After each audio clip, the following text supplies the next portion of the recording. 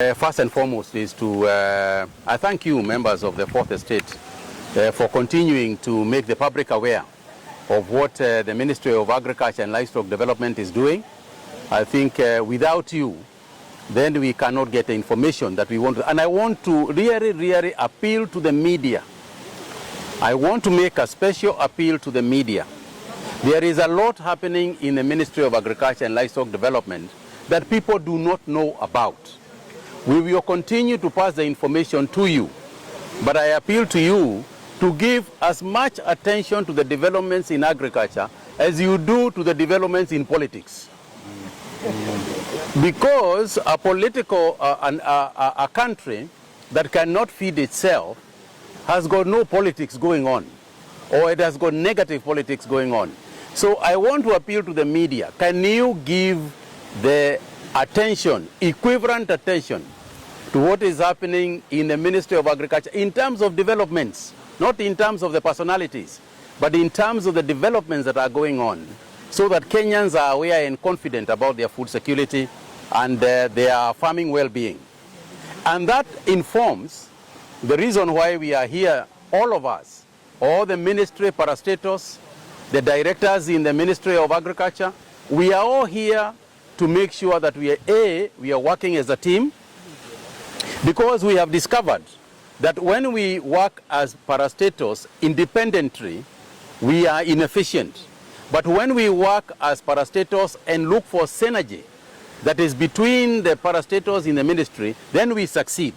And a very good example is a cooperation currently going on between Kenya Seed Company, which is the one that is distributing the seeds and brings together, aggregates the seeds needed for the country, the ADC farms, who are the biggest growers of the seeds themselves, and then you come to NCPB, which is the one that is distributing the seeds to the registered farmers.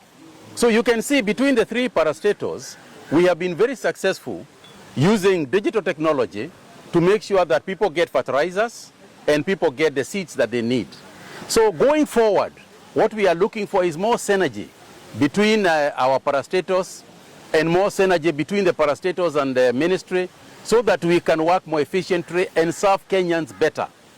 Importantly also is the centralizing of the farmer-oriented management in the ministry, because we have said loudly and clearly that it all starts and ends with the farmer.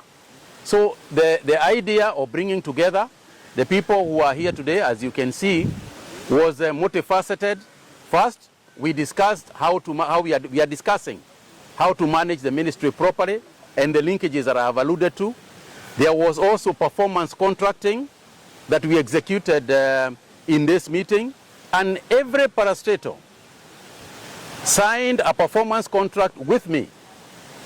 And that performance contract is the one that is going to identify very clearly the priorities that every parastatal has, so that we can implement, the most important thing being implementation process of what we have agreed.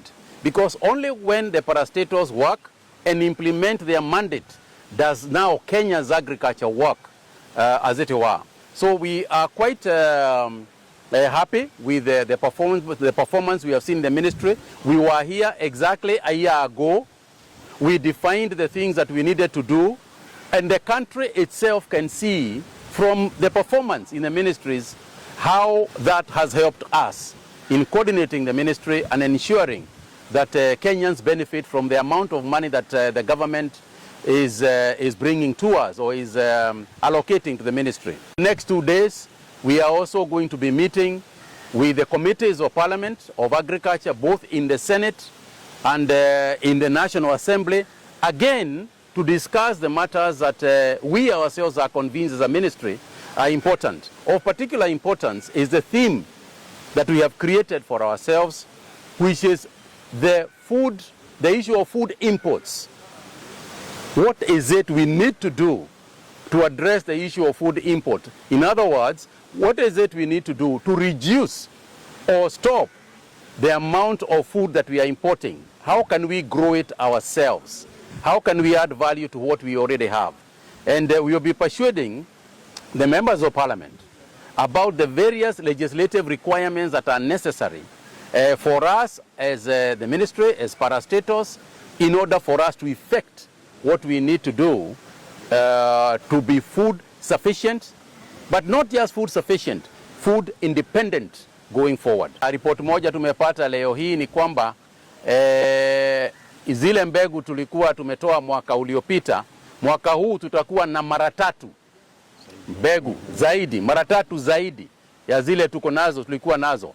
Vile vile kama mlisikia nilikuwa Embu, hata majani chai tumeongeza kuliko zile zilikuwako. Kama ni mahindi tunatarajia tutaongeza.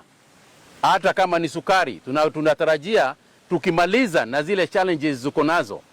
Sukari bado hatujafikia ile kiwango tunataka. Mambo ya sukari hatujafikia kiwango, mambo ya mshele hatujafikia ile kiwango tunataka, lakini tuko jiani ya kufanya hiyo kazi yote.